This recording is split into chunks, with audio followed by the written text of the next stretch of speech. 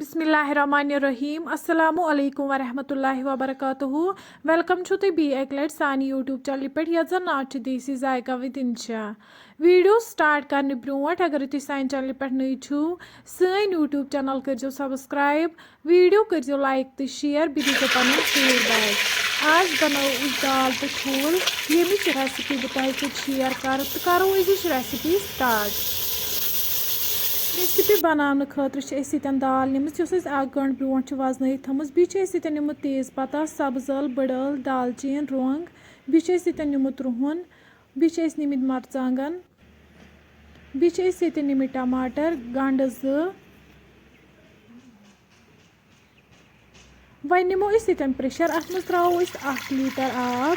B throw one अत मज दाल वजन थमुत बी त्रो वन अत मज टमाटर गंड यम सारी मसाल त्रो वन अथ मज बी त्रो वन अत मज रुहन मरचांगन बी त्रो वन अत मज नून चमच 2 तो लेदर चमच 1 अम पत करो वन लिड बंद दिमहो 2 to 3 विसल यीस कलस दाल सॉफ्ट गछि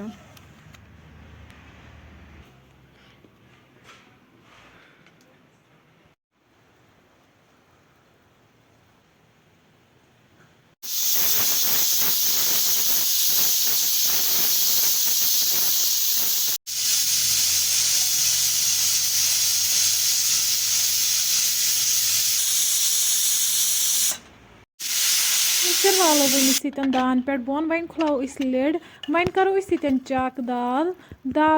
बिल्कुल सॉफ्ट गमज अम पे थो वन दानस पे बान अत मज त्रो वन तेल गरम गि त्रो वन अत मज ठूल यम गोडनेथ बॉयल कर थमित यम करहुक असल पे फ्राई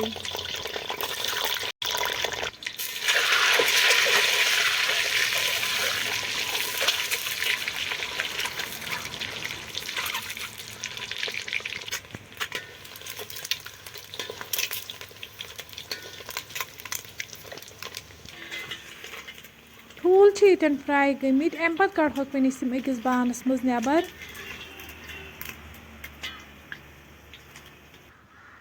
वन त्रोस अत मज गंड ये गोडनेथ न्यूक कर थोमुत गंड करहन असल पे फ्राई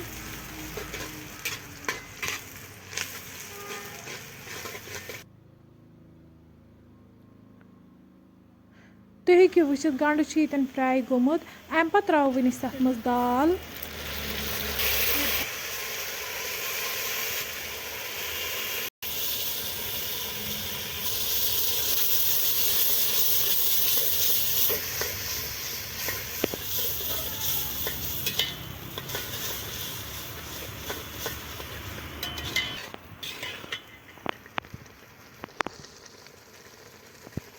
दाल त गई असल पे फ्राई वन त्रो अत मज मरचांगन चमच 1 यह रलाव वन दाल असल पे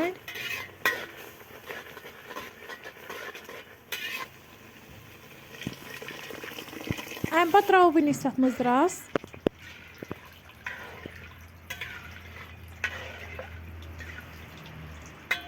बी त्रो वन अत मज बादाम पाउडर चमच 2 तो गरम मसाला चमच 1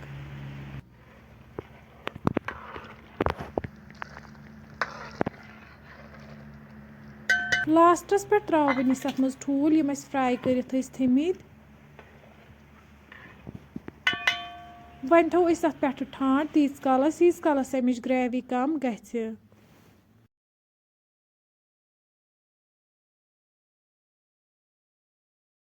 हेकि वुचित ग्रेकन 10 मिनट बाद वालो वन दान पे बोन